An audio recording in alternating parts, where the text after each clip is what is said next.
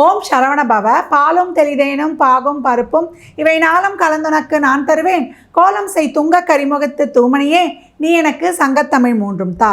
Next gen நேயர்கள் அனைவருக்கும் ஆதித்ய சொர்ணலக்ஷ்மி ஆத்ம வணக்கங்கள். இந்த பதிவு கார்த்திகை மாதத்துக்குரிய பலன்களை காணவிருக்கிறோம். பார்த்தீங்கன்னா கோள்களின் நிலை, நம்மளுக்கு சூரியன் விருச்சகத்தில் பயணிப்பதான் கார்த்திகை மாதம் சொல்கிறோம். இந்த கார்த்திகை மாதம் ரொம்ப சிறப்பான மாதம். ஆஸ் யூஷுவலாக ஏற்கனவே நம்மளுக்கு சனி மீனத்தில் இருக்கார். குரு நம்மளுக்கு கடகத்துலேயும் மிதுனத்துக்கும் இந்த காலகட்டம் வக்ரமாகி பயிற்சி ஆகும். விருச்சகத்தில் தான் இப்போ கிரக கூட்டணியே காணப்படும். சூரியன் புதன் செவ்வாய் பிற்பகுதியில் சுக்கிரனும் அங்கே இணைந்து விடுவார். செவ்வாய் இந்த மாதம் 21ஆம் தேதி அவர் தனுசுக்கும் பயிற்சி ஆவார். சந்திரன் இந்த மாதம் ஆரம்பத்தில் கன்னியில் உதயமாகிறார். இந்த கோள்களின் கோச்சார நிறையால் கார்த்திகை மாதம் இந்த 12 ராசிக்கும் எப்பேற்பட்ட பலன்கள் நடக்கவிருக்குது என்பதை தனித்தனி பதிவுகளாக துல்லியமான பலன்களாக நம்ம காணவிருக்கிறோம். இந்த கார்த்திகை மாதம் ரொம்ப விசேஷமான மாதம். ஏன்னா இறை வழிபாட்டிற்கு உகந்த மாதம். அனைத்து விதமான சுப நிகழ்வுகளும் அருமையாக செய்யலாம் அப்படின்னு சொல்லலாம். கார்த்திகை மாதம் ஆரம்பத்திலேயே ஐயப்பனுக்கு மாலை போடுவோம்.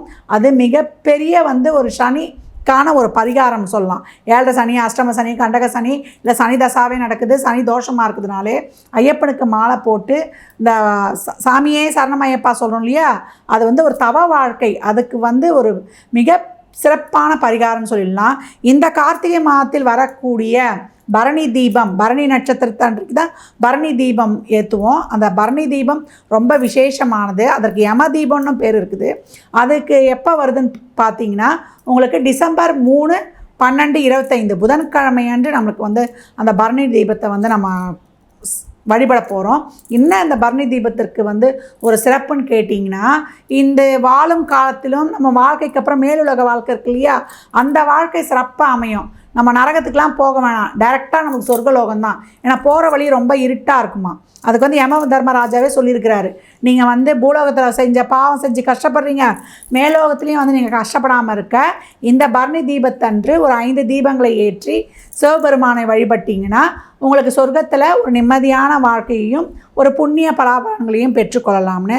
மறுநாள் கார்த்திகை தீபம் 4/5/2025 நம்மளுக்கு வியாழக்கிழமை அன்று வருது. அன்று சிவபெருமானை விரதம் இருந்து வழிபடும் பொழுது நம்மளுக்கு ஆணவம் என்ற சொல்லே இல்லாமல் அந்த அருவமும் உருவமும் இல்லா அண்ணாமலையான் நம்மளுக்கு அருமையான பலன்களை தந்துடுவார். ஏன்னா ஜோதி வடிவில் இருக்கிறார். அதனால் நம்ம கர்மா அனைத்தையும் போக்கி நம்மளை நல்வழிப்படுத்தக்கூடியவர் சொல்லலாம்.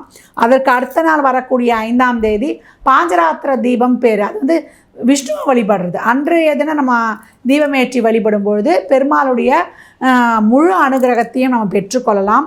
இந்த மாதம் வரக்கூடிய ஏகாதசி ரொம்ப விசேஷம். அன்றைய நாள் நம்ம பெருமாள் வழிபாடு வைத்து கொள்ளும் பொழுது 54 வகையான தோஷங்கள் போகுமா. அப்போ பார்த்துக்கோங்க, இந்த கார்த்திகை மாதம் முதல் நாள் நீங்கள் காவிரியில் நீராடினீங்கன்னா உங்களுக்கு சகல தோஷ நிவர்த்தி, எல்லா விதமான பாவங்களும் போயிடுன்றாங்க. எப்படி துலாம் மாதம் சொல்லக்கூடிய அந்த துலாஸ்தானத்துக்கு சிறப்போ, இந்த கார்த்திகை மாதம் முதல் நாளில் நீங்கள் வழிபடுறதும் அவ்வளவு சிறப்பு. இதற்கு பேரே முடவன் முழுக்குன்னு தான் பேர். இப்போ கார்த்திகை மாதம் ஆரம்பிச்சிருச்சு அப்படின்னாலே மாதம் முதல்லேருந்து அந்த மாதம் முழுவதுமே கார்த்திகை 1லேருந்து அந்த 30 வரைக்கும் வாசலில் 2 தீபங்கள் நிச்சயம் ஏற்றணும். ஏன்னா தீபங்கள் ஏற்றி வழிபடும்பொழுது அனைத்து விதமான தேவர்களையும் வழிபட்ட பலன் கிடைக்கும். கார்த்திகை நட்சத்திரம், திருக்கார்த்திகை நட்சத்திரம் அன்று சிவபெருமானை மட்டும் வழிபடுவதோடு மட்டுமல்லாமல் முருகப்பெருமானுக்கு ரொம்ப உகந்த நாள். அன்று ஷட்கோண தீபம் ஏற்றி வழிபடும் பொழுது அனைத்து விதமான தோஷங்களையும் போக்கி நம்மை வினைகளை தீர்த்து நம்மளுக்கு முழுமையான பலன்களையும் பாக்கியத்தையும் கொடுக்கக்கூடியவன் வள்ளல் முருகப்பெருமான். அதனால் வழிபாடை தவறாமல் செய்து யார் யாருக்கு என்னென்ன வழிபாட முடியுமோ அந்த வழிபாடுகளை செய்து உங்கள் வாழ்வை வளமாக்கி கொள்ளுங்கள். கடகராசி கடகராகனத்திற்கான பலன்களை காணவிருக்கிறோம். இந்த கார்த்திகை மாதம் ரொம்ப அருமையான மாதம் அப்படின்னு சொல்லலாம். கடகம் காத்திருந்தது இப்பொழுது கனிவான காலம் அப்படின்னு சொல்லலாம். பலம், புத்தி, அருள், ஆளுமை இந்த நாளும் அவங்களுக்கு இன்பில்ட்டாக ரொம்ப ஒன்றாக அழகாக நேர்த்தியாக இணைந்து சிறப்பான ஆற்றல் பலத்துடனும் புது பொலிவுடனும் தெம்புடனும் களம் இறங்கும் அப்படின்னு சொல்லலாம். நல்ல ஒரு தொழில் மாற்றங்கள், ஏற்றங்கள், அவங்களே எதிர்பார்க்காத நேரத்தில் நல்ல பலன்கள் மடமடன்னு நடக்கக்கூடிய ஒரு அருமையான காலகட்டம் அப்படின்னு சொல்லியாச்சு. ஏன்னா குரு ராசியில் அமர்ந்து அப்புறம் பின்னாடி வந்து அவர் மகரத்தில் மிதுனத்திற்கு சென்றாலும் கூட அவருடைய 5 என்ற சிறப்பு பார்வை அவங்க 5ஆம் இடத்தையே வந்து பார்க்குது. அந்த இடத்துல பார்த்தீங்கன்னா 5ஆம் அதிபதியும் ஆட்சியாக இருப்பார், 2ஆம் அதிபதியும் உடம்பு இருப்பார், 3 12க்குரியவரும் இருப்பார். அவங்கள பொறுத்த வரைக்கும் 5 என்ற பூர்வ புனாதிபதியும் மாத பிற்பகுதியில் வந்து இணைந்துருவார். அப்போ 1, 5, 9 இந்த கிரகங்களுடைய சேர்க்கை வந்து இவங்களுக்கு ரொம்ப சிறப்பாக, அதே மாதிரி அந்த கனெக்டிவிட்டி வந்து இவங்களுக்கு வந்து இதுவாக இருக்கும். சந்திரனை ஒரு நாளில் வந்து மாத்திர ஒரு நாள் வந்து இணைந்து விடுவார். அப்போ இந்த திரிகோணாதிபதிகளின் சங்கமமும் இவங்களுக்கு கோள்களின் நகர்வும் இவங்களுக்கு அருமையான 5ஆம் இடம் தான் சொல்கிறது பூர்வ புண்ணிய இடம். நீ என்ன போன ஜென்மத்திலேருந்து எடுத்துகிட்டு வந்த, நீ உன்னுடைய புத்தி ஆற்றல் என்ன, உன் திறமை என்ன, நீ கொண்டு வந்த நல்லதுக்கு நீ கொண்டு வந்த பாவம் சொல்லுவோம் இல்லையா, பாவனே சொல்லக்கூடாது, நம்ம தெரியாமல் செய்த வினைப்பயனுக்கு ஏற்றாற் போல் கொடுக்கக்கூடிய பலனை தான் நம்ம வாழ்நாளில் ஒரு பொருளாதார உயர்வை அடைகிறோம். உன்னுடைய வித்தை என்ன, ஒரு சிலர்லாம் பார்த்திங்கன்னா ஒரு பயிற்சியெல்லாம் ஒரே நாளில் கற்றுக்குவாங்க, ஒருத்தருக்கு 1 வாரம் ஆகும். இந்த மாதிரி ஒரு புத்தி கூர்மை இருப்பதற்கும் அறிவுத்திறமை இருப்பதற்கும் இந்த 5ஆம் இடம் சொல்லலாம். அந்த இடத்துல இப்போ இருக்கக்கூடிய கிரகங்கள் உங்களை வந்து அழகாக திட்டமிட்டு செயல்பட வைக்க போகுது.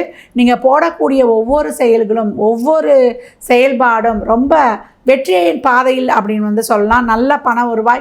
இது வரைக்கும் 2ல் கேது 8ல் ராகு இருந்து எங்களுக்கு எங்கேயுமே வந்து ஒரு சிறப்பான செயல்பாடு நடக்கலைன்றவங்களுக்கெல்லாம் ரொம்ப அருமையான நிகழ்வுகள், திருமண பேச்சுவார்த்தைகளை பேசி முடிப்பது, அதே போல் ஒரு வீடு வண்டி வாகன யோகங்களை தருவது, உங்களுடைய சுக சௌகரியங்களை பெருக்கிக் கொள்வது, புத்திர பாக்கியம் கிடைப்பது, கணவன் மனைவிலாம் பிரிஞ்சிருந்தீங்கன்னா இப்போ குடும்பத்தார் போய் பேசி உங்களை வந்து ஒன்றிணைப்பது, இதெல்லாம் ரொம்ப அருமையாக இருக்கும்.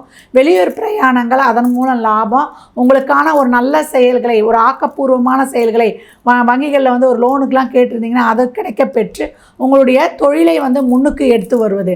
இப்போ இந்த காலகட்டம் ஒரு நல்ல செயலை வந்து நீங்கள் துவங்கி விடுவீங்க. ஏன்னா எனக்கு போக முடியாது வர முடியாதுன்னு இப்போ சொல்லவே முடியாது. இந்த கைபேசிக்குள்ளேயே உங்களுடைய வாழ்க்கை உலகமே அடங்கி போச்சுன்னலாம்.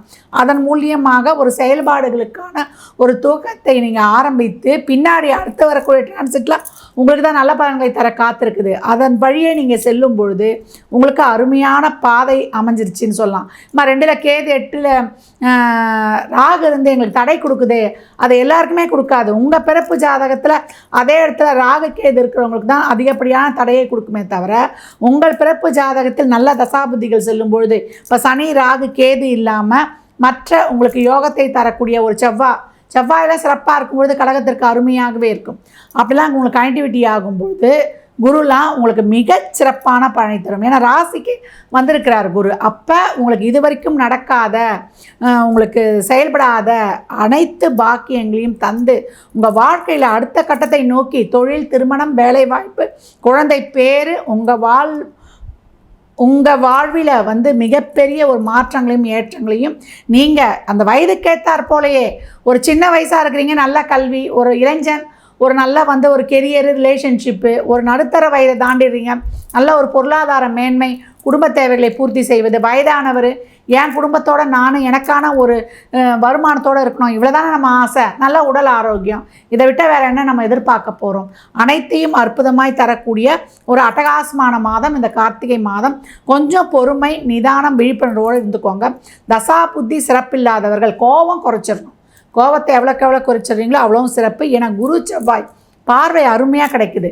உங்களுக்கு எவ்வளோ பெரிய கஷ்டம் வந்தாலும் அதெல்லாம் எவ்வளோ பெரிய இக்கட்டான சூழல்கள்லாம் வந்தாலும் அதை வந்து தகர்த்து வெற்றி காணக்கூடிய அருமையான மாதம் அப்படின்னு வந்து சொல்லலாம். வழிபாடு பைரவர் வழிபாடு. தேய்பிறை வளர்பிறை அஷ்டமியில் பைரவரை வழிபாடு செய்யும் பொழுது நீங்கள் வந்து நிவேதனம் என்ன கொடுக்கணும். அதுக்குன்னா எலுமிச்சை சாதம் தான், எலுமிச்சங்காய் ஊறுகாவோடு கொடுக்கணும். கொடுக்கும்பொழுது ஒரு வாட்டர் பாட்டில் தண்ணி, இதோடு நீங்கள் இந்த பிரசாதத்தை விநியோகம் செய்யும்போது கடகம் அனைத்து விதமான பிரச்சனைகளும் தீர்ந்து மிகச்சிறப்பாக கடந்து வரும். கடகராசி லக்னத்திற்கு நல்வாழ்த்துக்களை தெரிவித்துக் கொள்கிறேன்.